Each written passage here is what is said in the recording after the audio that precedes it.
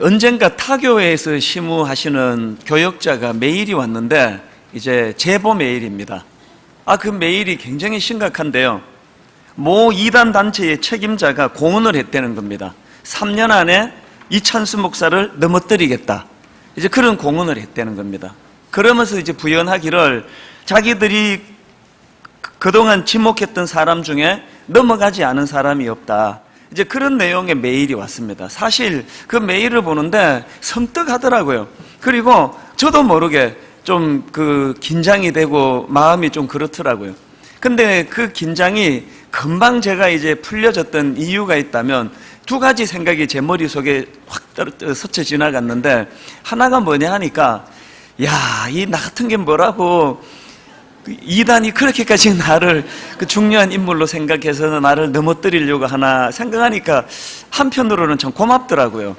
그래서 내가 참 그렇게 이 대우를 받을 자격이 있나, 이제 그런 생각이 하나 이제 들었고, 또 하나 생각은 뭐냐 하면은 그게 어느 정도 신빙성 있는 제보인지는 몰라도 만약에 정말 이제 이단에서 저를 넘어뜨리기로 작정을 하고 준비를 하고 있다면 제가 이제 그 기간 동안에 실족당하지 않으려고 조심하고 긴장하고 살얼음판을 걷듯이 그렇게 살아간다면 그게 나한테 절대 손해될 게 아니다. 이게 오히려 내게 유익하다. 제가 그런 생각을 했습니다. 그러고 보니까 여러분, 다윗을 한번 생각해 보십시오. 다윗이 골리앗 때문에 무너졌습니까? 집요하게 자기를 죽이려고 달려들던 사울왕 때문에 다윗이 무너졌습니까? 아니에요. 아이러니하게도 정답은요, 다윗이 골리앗이 없었기 때문에 무너졌고 사울왕이 없었기 때문에 무너진 거 아닙니까? 이제 남의 가정을 파괴시키고 살인의 죄를 저지르고 이런 끔찍한 짓을 하던 그 당시로는요, 정권이 안정을 이루고 누구도 다윗에게 함부로 덤빌 수 없는 그런 너무나 안정적인 체제가 갖춰져 있을 때, 그때 다윗은 방심했고 그 방심이 그를 무너지게 만든 요인이 됐다는 사실이에요. 그러고 보면 제 마음에 무슨 생각이 드느냐 하면은, 우리에게 골리앗은 절대로 나쁜 해가 되는 존재가 아니라는 겁니다. 그래서 이제 제 마음으로 다짐한 것은, 누가 저를 무너지게 하려고 했든 말든 저는 그런 존재가 있다고 그것을 가정하고 제가 늘 조심하며 살아야 되겠다. 그렇게 이제 긴장을 하면서 지금까지 왔습니다. 제 기억으로 그게 한 겨울 무렵에 왔는데 한 1년 반 된 것 같아요. 그래서 이제 한 1년 반만 더 버티면은 이제 3년 넘어가면은 이제 괜찮지 않을까. 제가 이제 이런 생각도 농담으로 이제 생각도 해봅니다만, 근데 사실 여러분, 우리가 이렇게 긴장하면서 이 땅을 살아야 되는 건 저뿐만이 아닙니다. 이 땅의 모든 그리스도인들은 전부 다 긴장하면서 두려워하면서 방심하지 않고 그렇게 살얼음판 걷듯이 그렇게 살아야 된다는 겁니다. 왜 그렇게 살아야 된다고요? 대답은 간단합니다. 지금은 영적으로 전쟁 중이기 때문에 그렇습니다. 혹시 여러분 이런 말씀 들어보셨습니까? 지상교회는 전투하는 교회이고 천상교회는 승리하는 교회 혹은 승리를 누리는 교회이다. 이런 이야기 들어보셨습니까? 굉장히 중요한 명제예요. 이런 차원에서 본다면 여러분, 교회는요, 유람선이 아닙니다. 모두가 다 여기에서 혼란을 겪어요. 교회는 유람선이라고 생각하기 때문에 자꾸 대접을 받으려고 그래요. 왜 서비스가 왜 이러냐? 왜 이렇게 나를 대접을 잘 안 해주느냐? 그렇게 생각하시는데요. 여러분, 교회는 유람선이 아니고요. 교회는 구조선이고 전투선입니다. 이게 싸우기 위해서 있는 게 교회예요. 영적으로 말이에요. 사실 하나님께서 요한계시록을 우리에게 들려주시고 읽히도록 하신 것, 그리고 1차 저자인 그 초대교회 수많은 성도들에게 요한계시록을 주신 것은 바로 이 사실을 전해주시기 위해서라고 생각을 합니다. 그러고 보면 계시록 2장 7절 말씀도 마찬가지입니다. 귀 있는 자는 성령이 교회들에게 하시는 말씀을 들을지어다. 그 다음 볼까요? 이기는 그에게는 내가 하나님의 낙원에 있는 생명나무의 열매를 주어 먹게 하리라. 자, 여기 나오는 이 이기는 그 혹은 이기는 자라는 이 단어는 원어로 보면은요, 그 당시에 통용되던 이 전투적 용어입니다. 그런데 계시록에 보면은 소아시아 7교회에 주신 주님의 말씀 중에 무려 15교회에나 이 전투적 용어인 이 이기는 자라는 이 표현이 등장을 하고 있다는 겁니다. 이게 뭘 의미할까요? 지금 하나님께서는 요한계시록을 통해서 주시고 싶은 메시지, 그 당시 박해받던 초대교회 성도들에게 무슨 말씀 주기를 원하느냐? 니들이 지금 박해로 인해 겪고 있는 그 고통을 단순히 개인적인 차원으로만 그렇게 받아서는 안 된다. 좀 더 거시적으로 영적인 눈을 뜨고 이걸 영적 차원으로 이 현실을 받아야 된다. 그 메시지를 주기 원하는 거예요. 오늘 같은 맥락이에요. 지금 한국교회에서 일어나는 이런저런 깜짝깜짝 놀랄, 또 가슴을 쓸어내릴 수밖에 없는 그런 수많은 이야기들을 영적인 차원으로 이것을 봐야 된다는 것입니다. 분당 우리 교회가 왜 뜬금없이 1만 성도 파송 운동을 합니까? 교회를 유람선으로 생각한다면요, 그런 일은 있을 수가 없습니다. 그런데 오늘 영적 전투 가운데 함께 손을 잡고 함께 작은 교회, 큰 교회 할 것 없이 이 통일성을 가지고 전투에 임해야 되기 때문에 우리는 기꺼이 약한 교회로 저희는 파송해서 그렇게 함께 동력하기를 원하는 것, 이게 하나님 뜻이라고 우리는 확신하기 때문이에요. 여러분, 오늘 우리는 전투 중이라는 것을 한시도 잊어서는 안 됩니다. 오늘 본문 13절에서도 똑같은 그런 메시지가 전해지는데요. 자, 13절을 한번 보시겠습니까? 장로 중 하나가 응답하여 나에게 이르되 이 흰옷 입은 자들이 누구며 또 어디서 왔느냐? 그리고는 14절에 이 질문에 대한 대답을 이렇게 합니다. 내가 말하기를 내 주여 당신이 아시나이다 하니 그가 나에게 이르되, 무슨 답을 주는가 보니까요, 이는 큰 환난에서 나오는 자들인데 어린 양의 피에 그 옷을 씻어 회개하였느니라. 요지가 뭡니까? 구원받은 하나님의 백성들에게는 특징이 하나 있다는 거예요. 그 특징이 뭐냐? 그들은 환난을 이겨낸 자들이라는 거예요. 다른 말로 그 극심한 치열한 영적 전투를 이겨내고 승리했다는 특징이 있다는 이야기예요. 계시록 7장 4절에 있는 말씀도 똑같은 내용입니다. 내가 인침을 받은 자의 수를 들으니 이스라엘 자손의 각 지파 중에서 인침을 받은 자들이 14만 4천이니, 이 필찬 교수가 쓴 책에 보면은 여기 나오는 이 14만 4천이라는 숫자는 이 전투하는 교회임을 전제로 하는 그런 숫자라고 주장합니다. 그러면서 부연하기를 여기 나오는 숫자들은 민수기 1장에 나오는, 구약 민수기 1장에 나오는 이스라엘 군대의 계수 기록을 자료로 하여 이 요한의 목적에 맞게 사용한 것이다. 그렇게 해석을 합니다.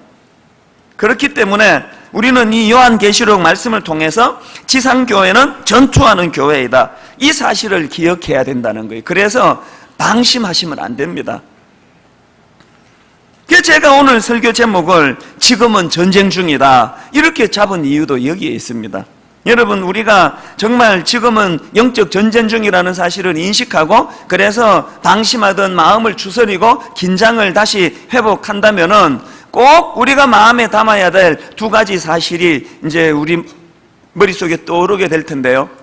우리가 기억해야 될 두 가지 사실이 뭐냐? 첫째로요, 이건 내적인 문제입니다. 여러분, 우리 지금보다 더 강해져야 합니다. 강해져도 훨씬 더 강해져야 합니다. 이렇게 약해가지고 어떻게 여러분 영적 전쟁을 치를 수가 있겠냐는 겁니다. 디모데후서 2장 1절에도 보니까 내 아들아, 그러므로 너는 그리스도 예수 안에 있는 은혜 가운데에서 강하고, 또 고린도전서 16장 13절에도 보니까 깨어 믿음에 굳게 서서 남자답게 강건하여라. 성경에 보면은 이렇게 강하라, 담대하라, 이런 류의 권면의 말씀이 얼마나 많이 나오고 있습니까? 그런데 현실은 어떻습니까? 교회가 너무 약해요. 약해도 너무 약해요. 오늘 우리 모두가 다 목회자는 목회자대로 옛날에 비해서 너무나 약해져 있고 성도들은 성도들대로, 그러다 보니까 오늘 교회들이 얼마나 그 나약하고 허약한 체질이 됐냐고요. 하여튼 뭐 맨날 듣는 이야기가 어느 김 집사가 상처받았대요, 박 집사가 상처받았대요. 그 옛날에 내가 청소년 사역할 때 이 아이들이 중학생, 고등학생, 사춘기 애들이 너무 약해가지고 맨날 상처받았다 그래서 그거 맨날 야단치고 뒷바라지하고 그렇게 내가 30대를 다 보냈는데, 이제 어른 목회 시작하면서 개척하면서 너무 이제 좀 편해지겠다, 애들이 철이 없어가지고 맨날 상처받는데 이제 어른들에게 목회하면 그런 건 없겠지. 웬걸요? 어른들은 한술 더 뜨더라고요. 보니까 애들은 귀엽기라도 하죠.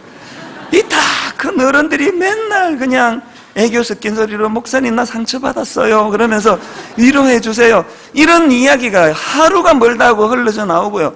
하여튼 여기도 상처 저기도 상처, 또 상처를 안 싸매준다고 또 상처받았다 그러고, 무슨 상처를 그렇게 많이 받느냐는 거예요. 여러분, 교회가 왜 이렇게 상처를 많이 주고 많이 받을까요?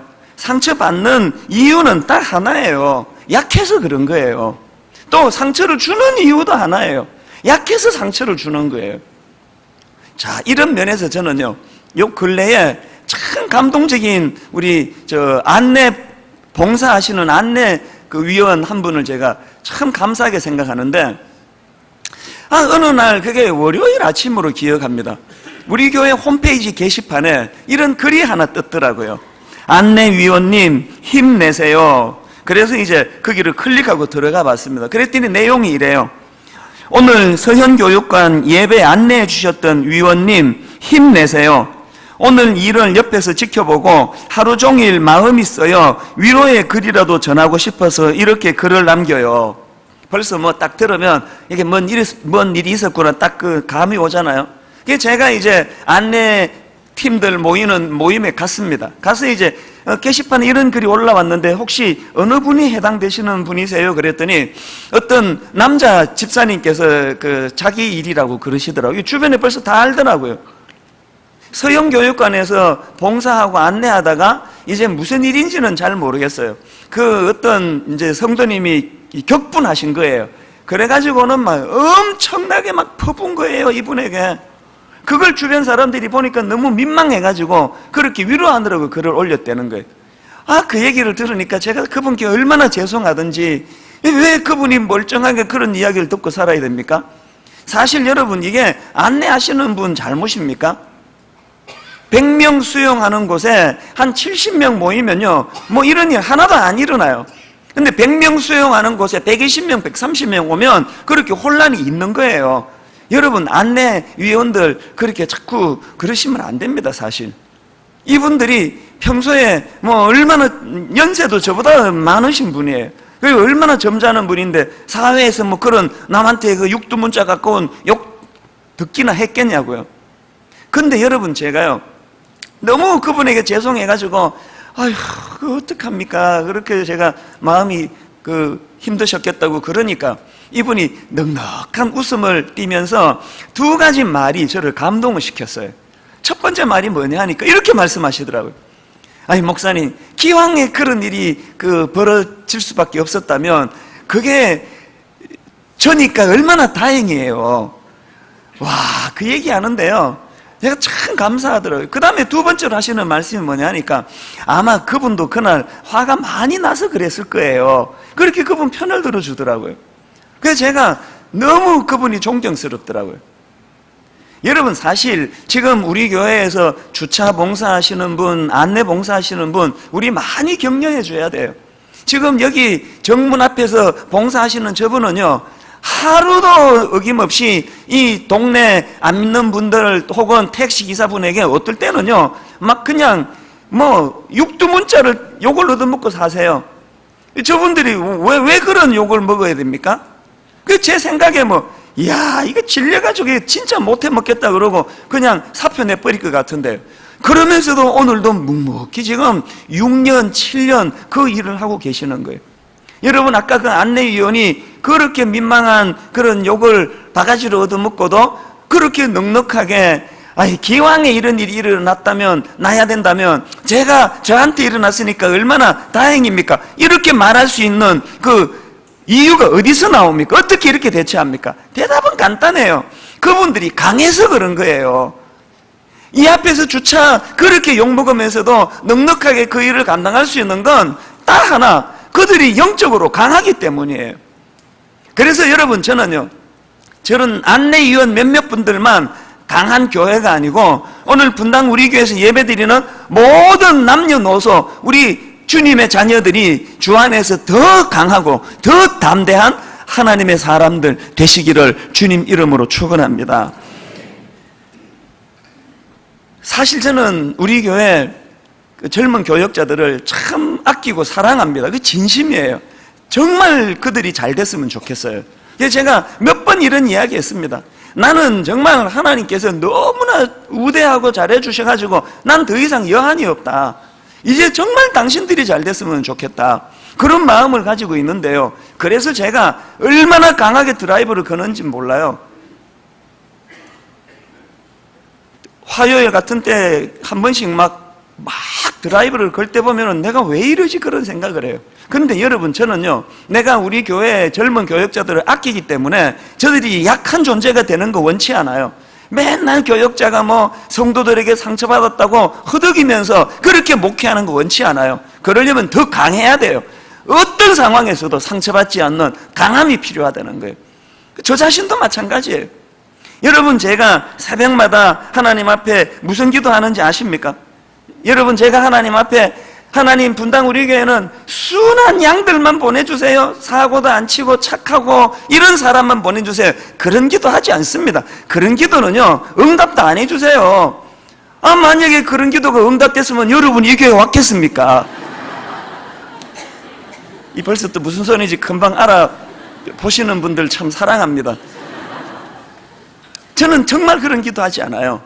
새벽에 하나님께 이렇게 기도합니다. 하나님, 제가 어떤 문제에 맞닥뜨리든 어떤 힘들게 하는 성도가 이 교회에 와서 저를 괴롭히고 힘들게 하더라도 저는 그런 것들을 다 감당할 수 있는 튼튼한 어깨를 주시기 원합니다.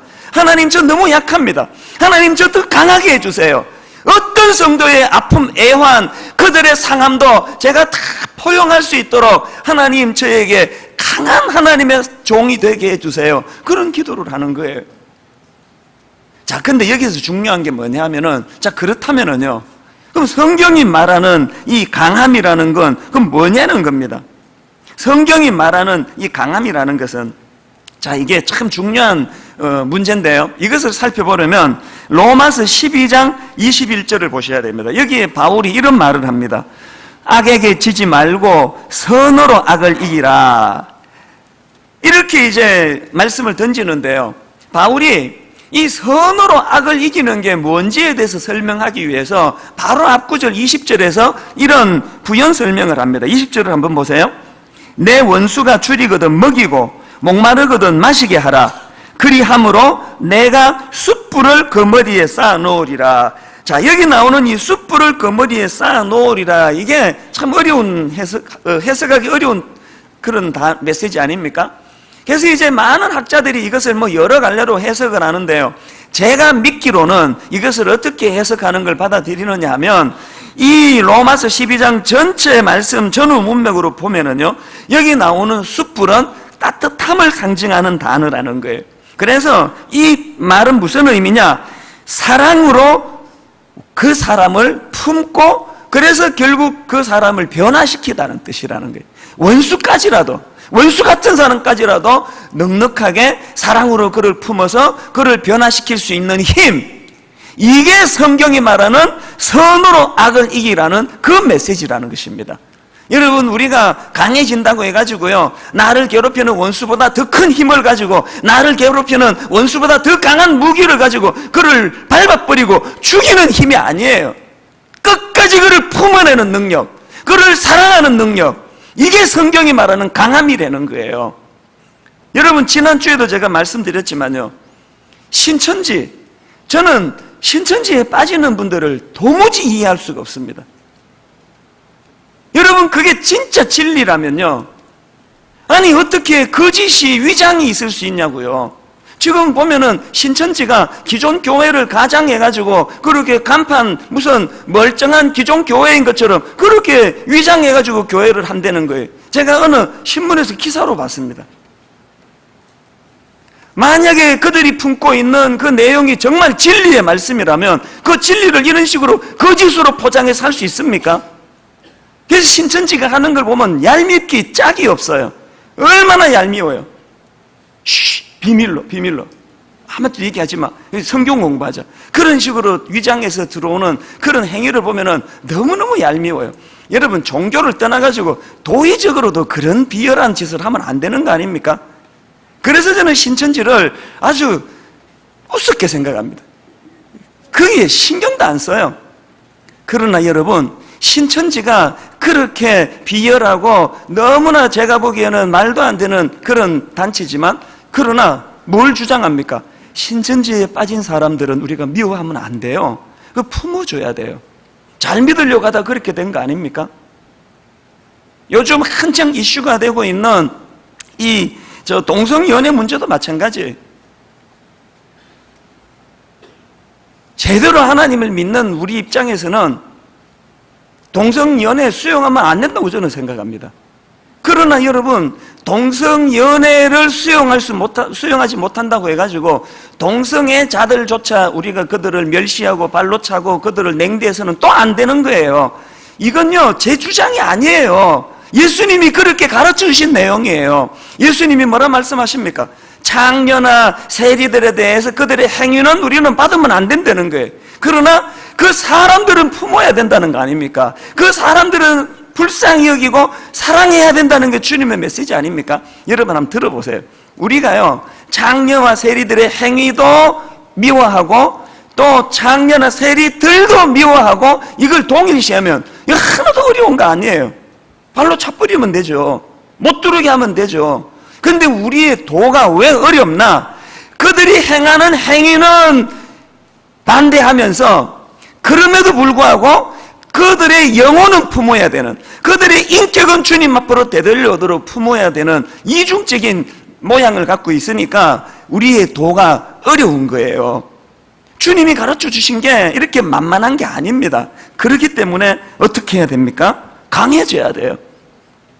진리로 섰을 때는 하나님이 원하지 않는 그 비진리에 대해서는 철저하게 그것과 맞서 싸우면서 동시에 그 사람들은 불쌍히 여기면서 품어낼 수 있는 이 어려운 명제, 과제, 이걸 구현해내는 게 우리라는 거예요.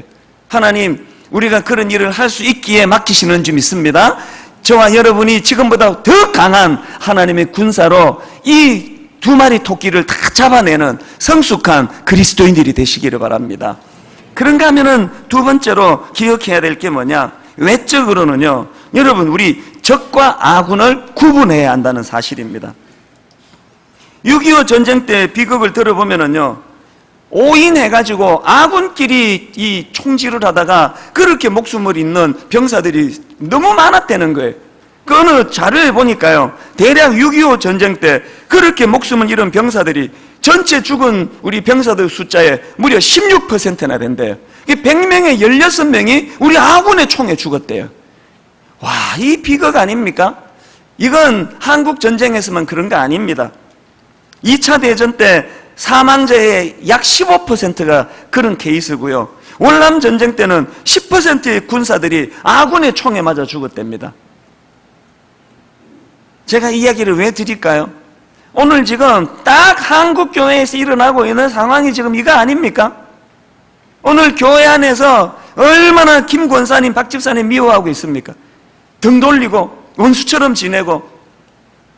여러분, 그 김 권사를 보면은요, 얄미운 게 사실이에요.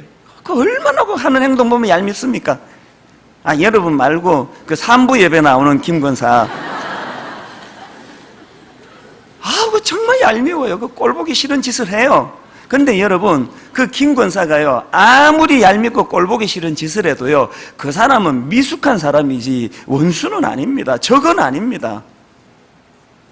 오늘 교역자와 성도 사이에, 성도와 성도 사이에, 장로님과 교역자 사이에, 담임 목사와 부교역자 사이에 얼마나 여러분 서로가 서로를 미워하고 분노하고 이러면서 교회가 자중질환에 빠져 있습니까? 제가 자주 말씀드리지만 지금 다윗이 골리앗과 맞서려고 싸우러 가는데 형 엘리압이 뭐라고 못 오고 그래가지고 지금 한국교회 꼴은 이렇습니다. 골리앗은 팔짱 끼고 심판 보고 있고 다윗하고 형 엘리압이 지금 머리 터지게 싸우고 있는 꼴 아닙니까?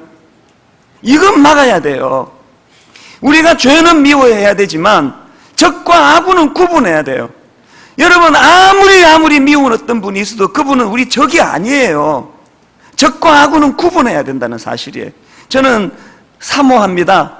오늘 예배 가운데 성령님이 우리에게 깨우침을 주셔서 미워했던 그 사람에게 화해의 손을 내밀려는 용기가 생겨나고 진정 저 사람은 내 적이 아니라는 사실을 인식하고 깨닫는 그런 은혜가 있게 되기를 바랍니다. 이런 점에서 저는 참 바울을 존경하는데요. 빌립보서 1장 15절부터 17절까지의 이 말씀과 또 빌립보서 1장 18절의 말씀은요, 제가 신학교 때 발견한 말씀인데 저는 목회하는 내내 이 말씀을 마음에 품기를 원해요. 자, 무슨 사건이 거기에 있는지 보면은, 자, 빌립보서 1장 15절부터 17절입니다. 우리 같이 한번 읽어보시겠습니까? 어떤 이들은 투기와 분쟁으로, 어떤 이들은 착한 뜻으로 그리스도를 전파하나니 이들은 내가 복음을 변증하기 위하여 세우심을 받은 줄 알고 사랑으로 하나 그들은 나의 매임에 괴로움을 더하게 할 줄로 생각하여 순수하지 못하게 다툼으로 그리스도를 전파하느니라. 이게 어떤 상황인지 아시겠죠? 교회 안에 미숙한 사람들이 있어가지고 바울을 라이벌처럼 생각하고 바울을 곤욕에 빠뜨리려고 열심히 복음 전하고 일을 안 되는 거예요. 오늘날에도 이런 케이스가 얼마나 많습니까? 그런 상황에 맞닥뜨린 바울이 그 상황을 어떻게 받아들이는가 보니까 18절을 한번 보세요. 그러면 무엇이냐? 거칠애로 하나 참으로 하나 무슨 방도로 하든지 전파되는 것은 그리스도니. 그 다음 결론이 이로써 나는 기뻐하고 또한 기뻐하리라. 와, 참 너무나 놀라운 말씀 아닙니까? 오늘 우리에게는 왜 이런 대범함이 없느냐고요. 누가 저를 괴롭히려고 저를 못살게 굴려고 열심히 복음을 전한다 할 때 나는 좀 힘들고 괴롭지만 그래서 복음이 전해줄 수 있다면 나는 그것으로 기뻐할 수 있다. 바울은 적과 아군을 철저하게 구분했다는 이야기예요. 오늘 우리 모두에게 바울과 같은 이런 대범함이, 이런 넓은 마음이, 그래서 원수 앞에서 적전분열하는 이런 일이 이 교회에서 일어나지 않도록 주님이 붙잡아 주시기를 원합니다. 그렇기 때문에 여러분, 우리는 에베소서 6장 12절 말씀을 꼭 기억하셔야 됩니다. 우리의 씨름은 혈과 육을 상대하는 것이 아니요 통치자들과 권세들과 이 어둠의 세상 주관자들과 하늘에 있는 악의 영들을 상대함이라. 아무리 저 사람이 미운 짓을 해도 내 원수는 저 사람 배우의 저 악한 행위를 조절하는 원수 마귀가 내 적이지 그 사람 자체가 적이 아니라는 걸 철저하게 인식하는 거예요. 그래서 부부관계에서요, 여러분 원수는 없습니다. 아무리 여러분 배우자가 여러분에게 상처를 줘도요 원수 아닙니다. 그냥 왼수지. 그 왼수하고 원수는 좀 다르지 않습니까? 우리 모두가 다 이런 적과 악을 잘 구분하는 은혜가 있기를 바랍니다. 그런데 여러분 여기서 중요한 게 뭐냐 하면요, 우리가 하나님 앞에 참 사모하면서 좀 더 강해지기 원합니다. 그리고 적과 악을 잘 구분하기 원합니다. 이런 사모함이 있어도 이게 왜 잘 구현되지 않는지 아십니까? 중요한 하나를 놓치기 때문이에요. 자, 아까 앞에서 제가 14절 말씀을 가지고 무슨 말씀을 드렸습니까? 구원받은 백성들에게는 특징이 하나 있는데 그게 뭐라 그랬죠? 그들은 모두가 다 큰 환난에서 나온 자들이다. 다시 말해 극심한 영적 전투에서 승리했다는 그런 특징을 갖고 있다. 그 말씀을 드렸잖아요. 그런데 14절을 보면은 구원받은 하나님의 자녀들에게 특징이 하나 더 나옵니다. 그게 뭔지 한번 보시겠습니까? 14절입니다. 내가 말하기를 내 주여 당신이 아시나이다 하니 그가 나에게 이르되 이는 큰 환난에서 나오는 자들인데 어린 양의 피에 그 옷을 씻어 희게 하였느니라. 무슨 뜻입니까? 믿는 하나님의 백성들에게는, 구원받은 하나님의 백성들에게 무슨 특징이요? 그들은 모두가 다 승리하는 자라는 특징이 있는데 중요한 두 번째 특징이 뭐예요? 그 승리가 어떻게 나왔나? 그 승리는 어린 양 예수 그리스도의 십자가의 피, 주님의 보혈의 능력으로 승리가 가능했다는 특징이 있다는 거예요. 우리가 이걸 놓치는 거예요. 우리 인격으로 승리할 수 없습니다. 제가 저를 봐도요, 어지간한 일에는 내 인격으로 그것을 잘 용납해요. 그러나 어느 한계를 넘어서면은 제가 여지없이 무너지는 걸 느껴요. 저는요, 어릴 때부터 별명이 황소고집이었습니다. 여기도 황소고집 몇 분 계시는데요, 그래서 제가 고집 센 사람들을 너무 잘 이해를 해요. 하여튼 저는 고집도 세고 선입견도 강하고, 어디 20대 같으면은 뭐 동성애 저 구분이 어디 있습니까? 그 다 죽여놔야지. 얼마나 제가 그런 선입견이 강한 사람이었어요. 그런데 여러분, 제가요, 내 약점을 알기 때문에, 고집이 세고 이런 걸 알기 때문에 새벽마다 하나님께 부르짖는 거예요.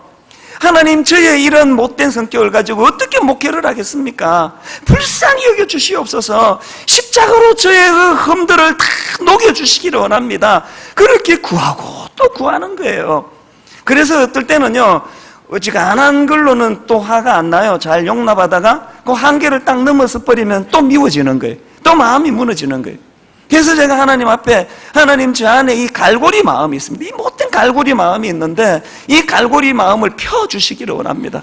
내 인격으로는 이게 안 됩니다. 그렇게 오래 하나님께 구했는데 요즘에는요, 너무너무 기쁜 일이 제가 하나 발견이 됐어요. 이렇게 못된 마음을 가지고 고집불통인 저가요, 어느 날 생각해 보니까 기적 같은 일이 일어났어요. 세상에 이렇게 많은 성도님들을 모시고 목회하는데요, 미워하는 사람이 한 명도 없는 거예요. 이거 기적 아닙니까? 있을 수 없는 일 아닙니까? 정말 미워하는 사람이 없더라고요. 그러나 방심할 수 없는 건 그 힘은 저에게서 나오지 않는 걸 알아요. 어디에서 나왔을까요? 십자가예요. 십자가를 붙잡는 것. 예수 그리스도의 복음을 능력이라고 믿고 그 십자가를 의지하고 십자가 앞에 내가 나아갈 때 저 같은 고집불통 황소고집도 이런 놀라운 일이 일어나더라는 거예요. 여러분에게 이 능력이 나타나기를 원합니다.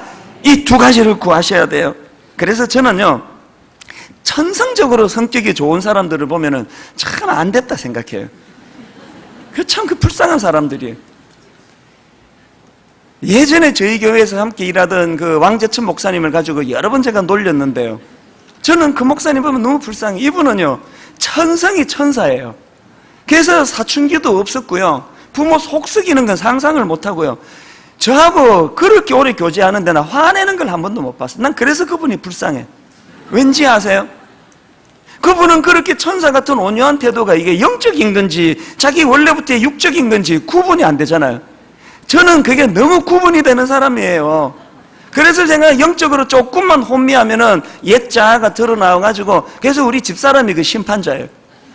제가 우리 집사람한테 좀 막 잘하고 그냥 부드러워지고 그러면 어김없이 이렇게 이야기를 해요.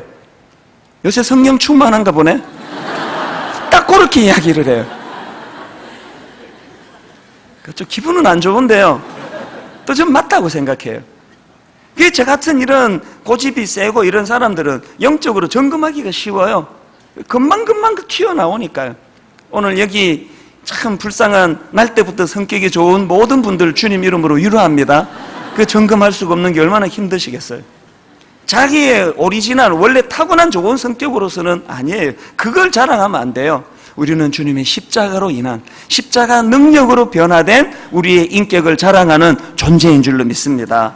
오늘 말씀을 저는 마무리하면서요, 지지난주 월요일이에요.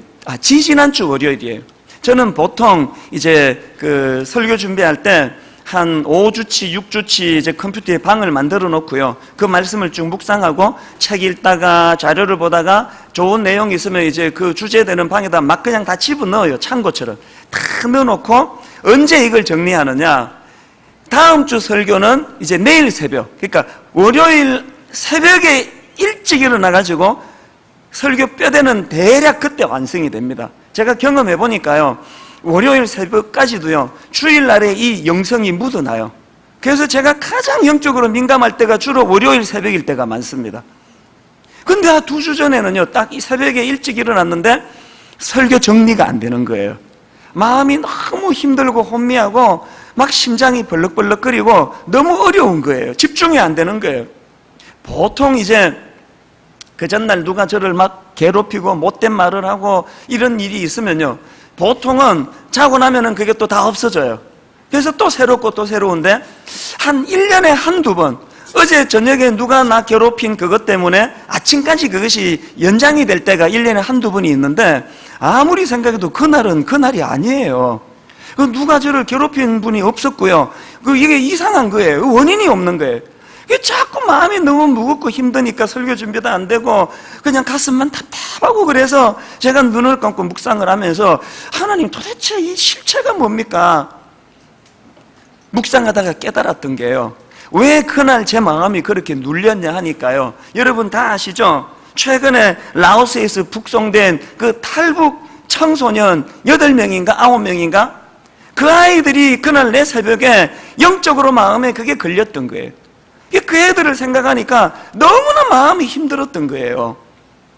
그리고 그것이 왜 또 저를 그렇게 답답하게 만들었냐 하면은요, 오늘 한국교회, 또 분당 우리교회, 또 이찬수 목사가 그 라오스의 불쌍한 그 탈북고와 9명이 도로 북한으로 끌려갈 때 그 라오스 대사관에서 아무것도 할 수 없었던 그 무기력한 모습이, 이게 오늘 분당 우리교회 모습이요, 이게 오늘 이찬수 목사 모습 아닌가, 그런 생각이 들어서 마음이 많이 힘들었던 거예요.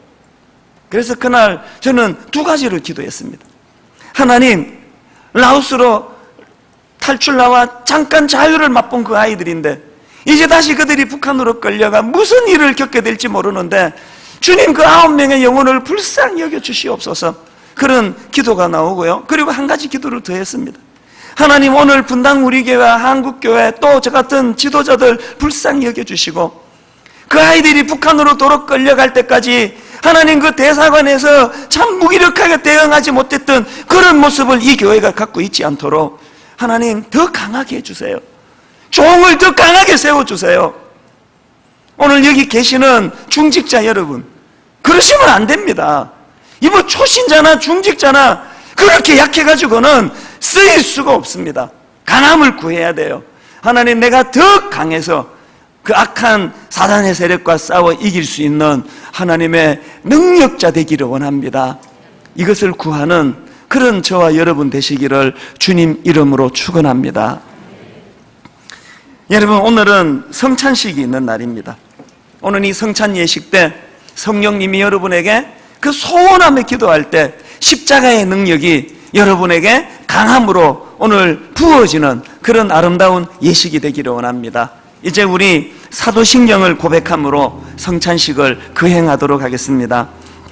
전능하사 천지를 만드신 하나님 아버지를 내가 믿사오며 그 외아들 우리 주 예수 그리스도를 믿사오니 이는 성령으로 잉태하사 동정녀 마리아에게 나시고 본디오 빌라도에게 고난을 받으사 십자가에 못 박혀 죽으시고 장사한 지 사흘 만에 죽은 자 가운데서 다시 살아나시며 하늘에 오르사 전능하신 하나님 우편에 앉아 계시다가 저리로서 산자와 죽은 자를 심판하러 오시리라. 성령을 믿사오며 거룩한 공회와 성도가 서로 교통하는 것과 죄를 사하여 주시는 것과 몸이 다시 사는 것과 영원히 사는 것을 믿사옵나이다. 아멘. 사랑하는 여러분, 이 성찬식은 주님이 친히 제정하신 성례입니다. 고린도전서 11장 23절에 보면 내가 너희에게 전한 것은 주께 받은 것이니 곧 주 예수께서 잡히시던 밤에 떡을 가지사 축사하시고 떼어 이르시되 이것은 너희를 위하는 내 몸이니 이것을 행하여 나를 기념하라 하시고, 이제 분병할 때에 주님이 십자가에서 찢겨지신 그 살을 상징하는 그 작은 조각을 손에 들고 여러분 기도하시기 바랍니다. 하나님, 내게 강함을 주시기 원합니다. 세상의 모든 대적하는 사람들을 포함하여 원수까지라도 품을 수 있는 그런 강함을 주시기 원합니다. 오늘 그 은혜를 사모하면서 이제 분병하도록 하겠는데요, 세례와 입교를 받으신 분이 참여하실 수 있고요, 어린이들에게는 이것을 나누어 줄 수가 없습니다. 세례 입교 받지 않으신 분들은 깊이 묵상하시면서 동일한 은혜 가운데로 들어가시기 바랍니다. 이제 우리들의 찬양 28번 찬양하면서 분병하도록 하겠습니다. 약한 나로 강하게 가난한 날 구하게 눈먼 날 볼 수 있게 주 내게 행하셨네. 우리 다시 한번 고백할까요? 약한 나로 강하게 가난한 날 구하게 눈먼 날 볼 수 있게 주 내게 행하셨네. 주님의 의지합니다. 호산나 호산나 호산나 호산나 주님 나라도 호산나 호산나 호산나 예수 다시 사셨네. 우리 다시 한번 고백합니다. 약한 나로 강하게 가난한 날 부하게 눈먼 날 볼 수 있게 주 내게 행하셨네. 주님이 십자가 붙잡고 호산나 호산나 죽임당한 어린 양 호산나 호산나 예수 다시 사셨네. 호산나 호산나 죽임당한 어린 양 호산나 호산나 예수 다시 사셨네. 그 십자가 붙들고 고백합니다. 세상 즐거움 다 버리고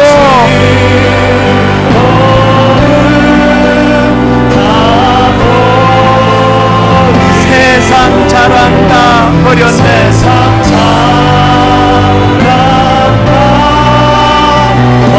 주 예수보다도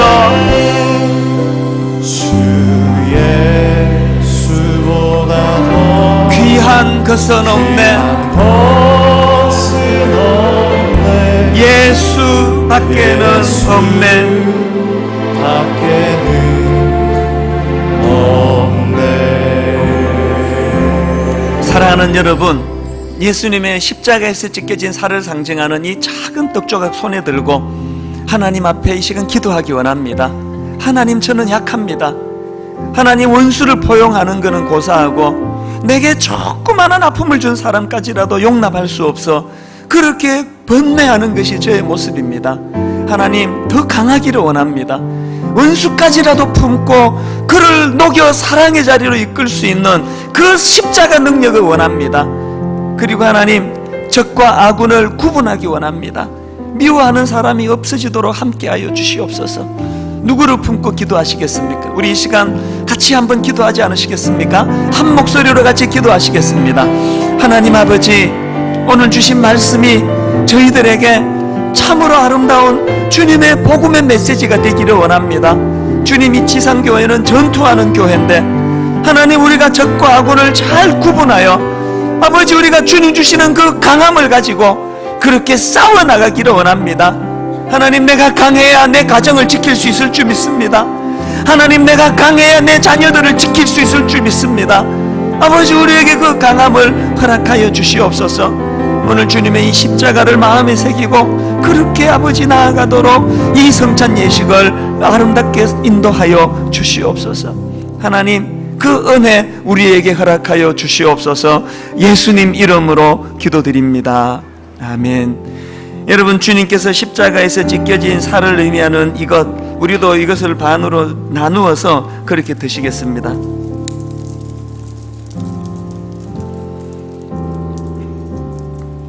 식후에 또한 그와 같이 잔을 가지시고 이르시되, 이 잔은 내 피로 세운 새 언약이니 이것을 행하여 마실 때마다 나를 기념하라 하셨으니, 너희가 이 떡을 먹으며 이 잔을 마실 때마다 주의 죽으심을 그가 오실 때까지 전하는 것이니라. 이 말씀을 의지하여 이제 분잔하도록 하겠습니다. 이제 그 주님이 흘리신 보혈을 상징하는 그 작은 잔 손에 들고 하나님 앞에 묵상하며 기도하며 그렇게 나아가시도록 하겠습니다.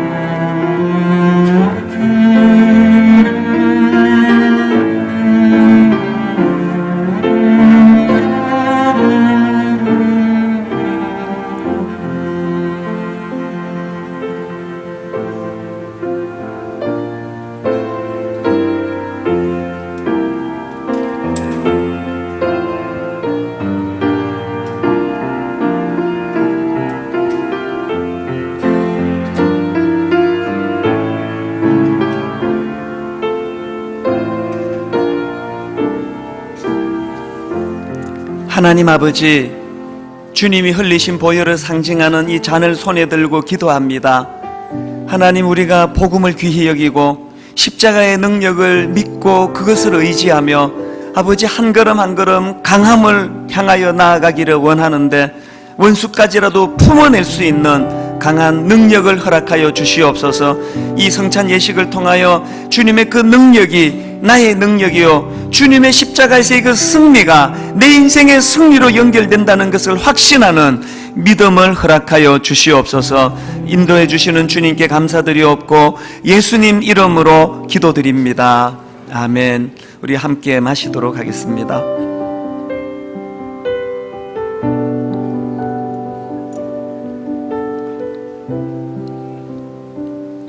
이제 잔은 오른쪽으로 좀 전달해 주시고요, 우리 모두 다 자리에서 일어나셔서 찬송가 461장 오늘 설교 말씀을 마음에 품고 은혜를 구하면서 우리 1절 같이 찬양하도록 하겠습니다. 십자가를 질 수 있나? 십자가를 질 수 있나? 주가 물어보실 때 죽기까지 따르오리. 손도 대답하였다. 여러분, 이렇게 고백하실 수 있습니까? 우리의 심령 주의 것이니.